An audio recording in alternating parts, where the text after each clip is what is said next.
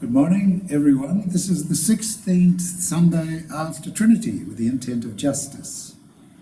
And it's one of many intents which link back to the lessons we learned in the first half of the year. When we hear the word justice, we automatically think of the law, perhaps, or perhaps we've been to court, or perhaps we've been involved in something, or we like watching things on TV to do with law courts and dramatic court scenes and all that sort of thing. Well, this is a different form of justice. The liberal Catholic Church has a very wide view. It looks very far into the future. It looks very far into the past. It considers as much as possible all the things that go to making our life what it is, individually and collectively, as a community, as a nation. The liberal Catholic Church has a very wide view to all the influences, and justice, the form of justice I'll talk about in a minute, runs through this worldview. So the collect, as usual, sets the theme: a God in whom is no variableness, neither shadow of turning. We lean upon thy justice as upon a pillar of thy throne. We thank and bless thee for thy holy law that changeth not. A holy law that changeth not. And pray for wisdom, that under it we may live according to thy will. So, laws that change not. Perhaps you've had emails lately asking you to upgrade your mobile phone. Or if you haven't, you probably know about them. You also probably see queues of people that queue up to buy the latest device, the latest computer, the latest mobile phone. It's very exciting for these people. And it sort of indicates that things are always changing. The mobile phone always needs a new one, or a different one, or a different colour, or something or other. And that's neither good nor bad. That's just the way things are. Here we have a different reality altogether. Here we have a law, if you like, a way of going about things, a way of experiencing that does not change. This is God's law. Evolution, you shouldn't get confused between God's law and evolution. Evolution is God's law. Evolution is change. Everything to do in our lives is changing. Our lives change all the time. We change. Our understanding changes. Our levels of understanding change. As we get older, we appreciate more things, more subtle things. Hopefully we're more patient and we can see more complexity and understand it. But God's law stays constant. And the aspect of God's law that we're thinking about this morning is justice. And the epistle indicates what we're thinking about. As Kathy read this morning, let every man prove his own works. Prove is Elizabethan English for trust, test. Let every man test his own work, for every man shall bear his own burden. In other words, whatever you're doing, whatever you're engaged in, whatever you participate in, you are responsible for it. This is a big thing.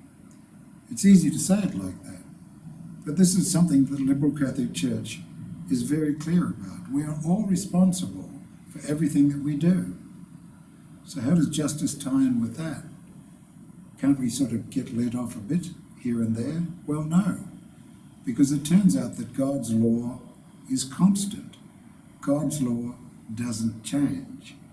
And this is the justice that's referred to in the intent, in connection with we being responsible for everything we do and think and participate in. And the way that it's expressed in the epistle is God is not mocked. In other words, you can't play tricks on God. For whatsoever a man soweth, that shall he also reap. Eventually. Okay, so maybe that sounds a bit grim. And maybe that sounds like there's not going to be any chocolate or ice cream at all. But in fact, we see that this is the basis for growth.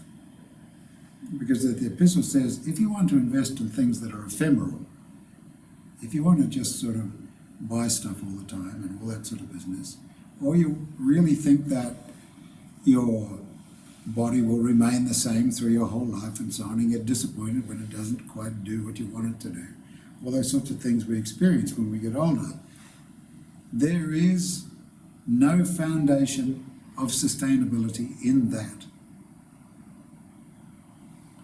What we invest in, what we should invest in for sustainability, is our spiritual growth.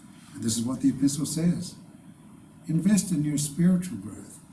And as that changes, as your understanding deepens, as you appreciate life more and more, that brings lasting satisfaction. That's the solid foundation. The gospel is quite complicated, and it talks about quite complicated things spiritually. Easy to explain, but you'll have to dwell on them from your own side. Again, it's justice in action. This is Jesus speaking, being aware of the inevitable outcome of him swimming against the tide. What tide is he swimming against? He's swimming against the rigidity of the worship at that time. And he is bringing a new revelation. What is that? The new revelation is love God as intensely as you can. That generates faith. And love one another in the same way. Be careful with one another. Be kind to one another. Become a community in that sense. That's new. That's the revelation. And the revelation is this is coming from the Father. And who's telling us this? The Son of the Father, Jesus the Christ. That's the revelation that we bring into our lives. Easy to say, but we have to put it into action. The Christ comes with extra things in terms of his journey himself, as Jesus, as the Christ. It comes with extra things, and these are spelt out in this gospel. And he refers to this in quite maybe a sort of a complicated way, or maybe not. He says, the dead will hear the sound of the Son of God and awaken. It doesn't mean that all the bodies that are in the graveyards will be reanimated. No, he doesn't mean that at all. He means that with the new revelation of the coming of Christ at this time, those people, those entities who have died, will see him for the 3 days that he disappears to our eyes as he goes on his own journey over Easter. So we're past Easter, we've discussed that, we've talked about that. It's maybe a complicated thing, but it's one of the realities of what we call the ancient wisdom or the path of Christ. He then goes on to say, the gospel then goes on to say, that there is judgment for those who have invested in their spirituality. And there is one way to go with them. There is another way to go for those who have only invested in ephemeral things, who haven't advanced. It's not a cruel outcome. It's a result of God's law, which never changes, and it's a result of the way that we've dealt with that law in our lifetime. We are always responsible for these things. And the upside of that is, when we invest in appropriate things, it benefits us enormously and everyone else who engages with us. When we don't take the time to do that, we're not doing ourselves any favours. That's the justice that's being discussed here. So the gospel concludes, for the Son of Man shall come in the glory of his Father. Always this connection between the Son of God and the Father.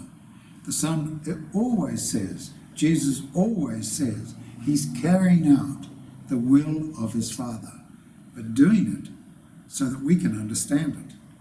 doing it, speaking to us while he's alive here, doing it so we can really listen and say, wow, I wonder what would happen if I tried that. And an encouragement to do just that, to try it. Come in glory with his Father, with his angels, and shall reward every man according to his works. So that's happening all the time. It's unfolding all the time. This side of death and the other side of death. All those things. So today we're talking about justice. Lots of things to think about. God's unchanging law, what we invest our time in, how we can grow, how we can rejoice in this, but always being aware that we are always responsible for how we engage and how we love one another and attempt to engage in our daily work.